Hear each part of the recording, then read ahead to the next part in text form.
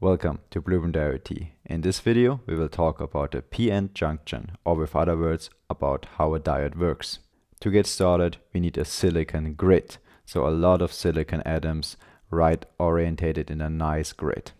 The first step will be we need to dope the PN junction to actually have a P and an N section, which stands for positively and negatively doped. How are we going to do that? We need some extra atoms. On one hand, we will have boron, and on the other hand, we will have phosphorus. You can use different types of atoms, but silicon in the combination with boron and phosphorus is a quite common one and an easy to understand one. Once you compare the boron and the phosphorus to the silicon, you can spot a difference right away. While the boron has only 3 electrons on the outer shell, so 1 less than the silicon, the phosphorus has actually 1 extra. It has 5 electrons on the outer shell. And that's exactly where the positive and negative doping is coming from. But let's take it step by step. So while the silicon has 4 electrons on the outer shell, the stable configuration is actually having 8 electrons. And if you look at the grid down here, you can see it's actually the case, because what's happening is 2 silicon atoms next to each other will share the electrons. So they will have bonding in between the atoms via the electron bonding, and in total they have 8 electrons on the outer shell each. So they are very stable. So that's just like a property of all atoms that are kind of like in a stable configuration, at least for the main atoms on the main group, that they are stable in a configuration with 8 electrons on the outer shell. So that's what they're always trying to reach. That's a very important point here that we need to take into consideration to understand later on why we are actually getting a PN junction. This obviously doesn't happen only at one atom. It's obviously the same all over the silicon grid, but I just illustrated it on a small snapshot of the whole silicon grid. But let's move on and actually create those positive and negative portion of the grid. To do so, we will just try to get a positive one on the left hand and a negative on the right hand side. Therefore, first of all, we must get rid of some of the silicon atoms here. So basically, we are just removing some here out of the grid, or let's say we're replacing them by doping the grid with some extra atoms. So on the left hand side, on the positive side, we will dope it with some boron. So basically we'll just cut out the silicon and replace it with boron. On the right hand side, we do exactly the same, but we use the phosphorus to replace the silicon in some spots.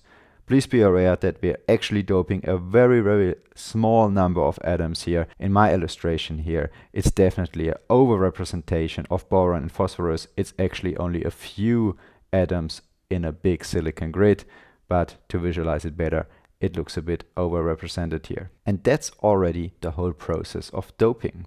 So now we have an actual P and N junction, but that's not actually where it stops.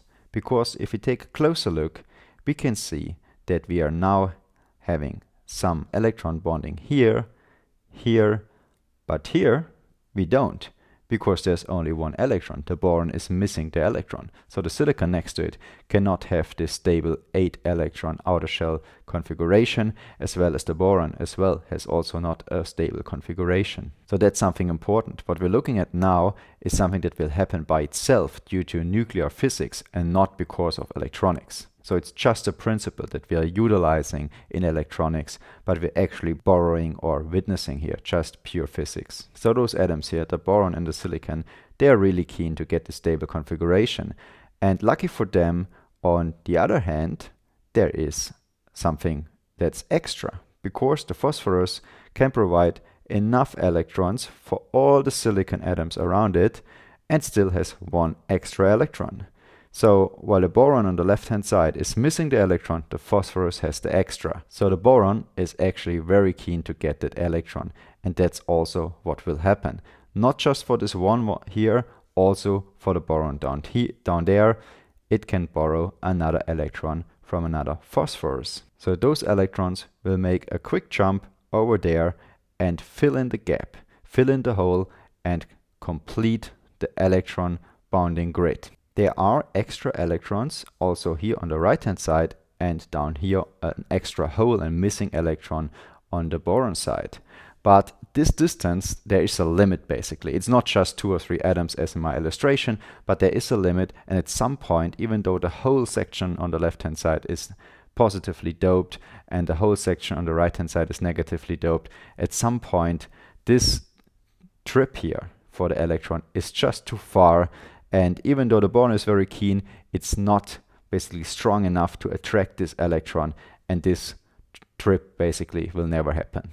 It's important to note that this process that we just witnessed is actually electron diffusion that happens for atomic lattice stability, but has nothing to do with electronics. It's nothing that we introduce from the outside with some voltage or something. That's just happening by itself due to physics, due to the boron attracting the missing electron from the phosphorus to get this stable 8-electron outer shell configuration. But let's move on to electronics and actually take a look what that means for us. Because we changed something. We introduced additional electrons on the left-hand side. So even though that's the positively doped area, now it attracted some extra electrons, and extra electrons mean negative charge. And on the right-hand side, we actually reduced.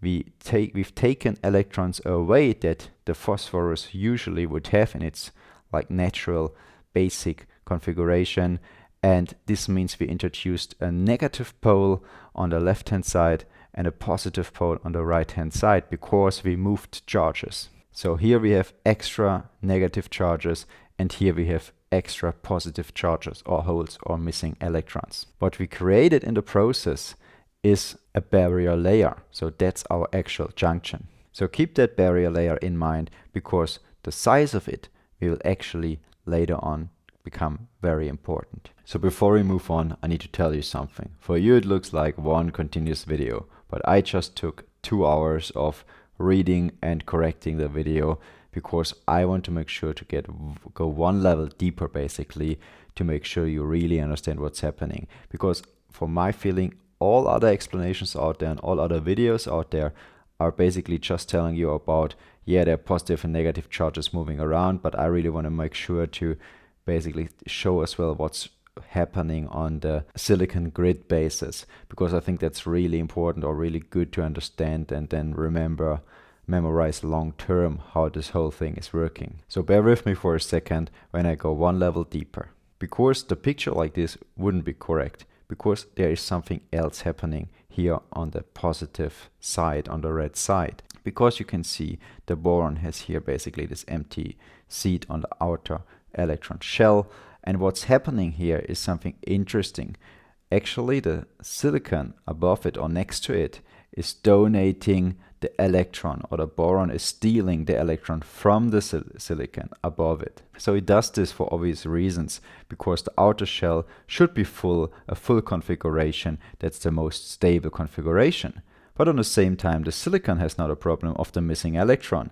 So what is the silicon going to do? Will it steal it back from the boron, or will it steal it from somewhere else? Actually, it's quite similar in terms of energy level, that the silicon could steal it from the boron back or could steal it from the silicon, but basically mainly due to like probabilities and entropy, it can just steal it from so many more silicons that it's rather stealing it from the silicon, so from the another silicon next to it. So it will just go on. And this silicon now has the choice to steal it from 4 other silicons. So you can imagine like there's just so much more silicon to steal from that it's just the more likely scenario basically. This means now in terms of charges, because if you look at the boron, it looks exactly like the boron in the junction itself, even though here is no junction. To understand this, we need to expand our silicon grid here a little bit further. Let's do that right now. So you can still see the silicon up there has the missing electron now, and the boron at the bottom has all the electrons assembled on the outer shell. In terms of charges, the silicon at the top here is now positively charged, and the boron at the bottom negatively charged, as all the other borons in the junction itself. And all the phosphors, by the way, are obviously positively charged, as we mentioned earlier. So the difference here is that the borons in the junction itself are negatively charged, but the silicons themselves are neutral. While here outside of the junction, in the P region, The boron is also negatively charged, but for this negatively charged boron, I should say, there is a positively charged silicon available, so the charge is in total neutral, and that's why that's not part of the junction. I think this is an important fact that has not really directly something to do with the junction itself, but it is something that's happening, and later on I think it's important to know that, or maybe it's not important, but I think it's just a complete picture. And once you like make it a bit more abstract here and talk just about charges and not actually about the atoms anymore, I feel like there is a huge gap between the explanation of the doping and then what's actually happening now with the junction. So I think like this it's complete, even though it's adding a little bit more complexity to know that the boron is actually getting another electron and is negatively charged, but it's coming from a silicon and thereby the charges are equaling out. Yes, it's a bit unnecessary, you could say, extra knowledge, but I think it's important to understand the whole thing. But let me know in the comments what you think. Is this worth explaining stuff like this, or would you prefer a straight on video? So once this is out of the way, let's get practical here. We have now the PN junction here, we have the barrier in between, and we have a voltage basically created, or we created a voltage of 0.7 volts due to those electrons diffusing to the borons from the phosphorus. So those extra charges sitting here at the boron in the junction are basically giving this a negative pole, and on the right hand side those missing electrons giving the right hand side of the junction a positive pole. And across those two poles there is a voltage, or like a potential difference, of 0.7 volts. That's the voltage you know from any diode basically. So let's put this into a practical component that we know from electronics, which would be any diode where you would connect on both sides basically some terminals, and let's say we have the negative pole of our voltage source whatsoever on the left hand side connected to the positive doped area, and the positive pole of our power supply connected to the negative doped area. This configuration we would call reverse bias, because that's basically how you're not supposed to connect a diode. But why is that? Let's now get into the PN junction barrier area. So the hole itself here, the so-called positive charge from the silicon, is now moving towards another silicon that's closer to the negative pole, because now we're applying negative voltage on the left hand side, so that's attracting positive charges, so that's attracting the hole.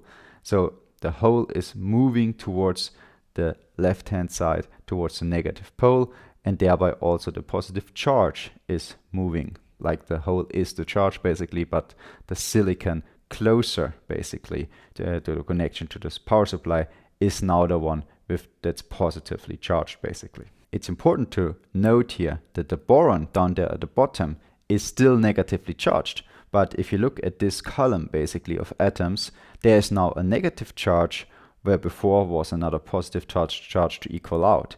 So actually this whole area here got more negative now.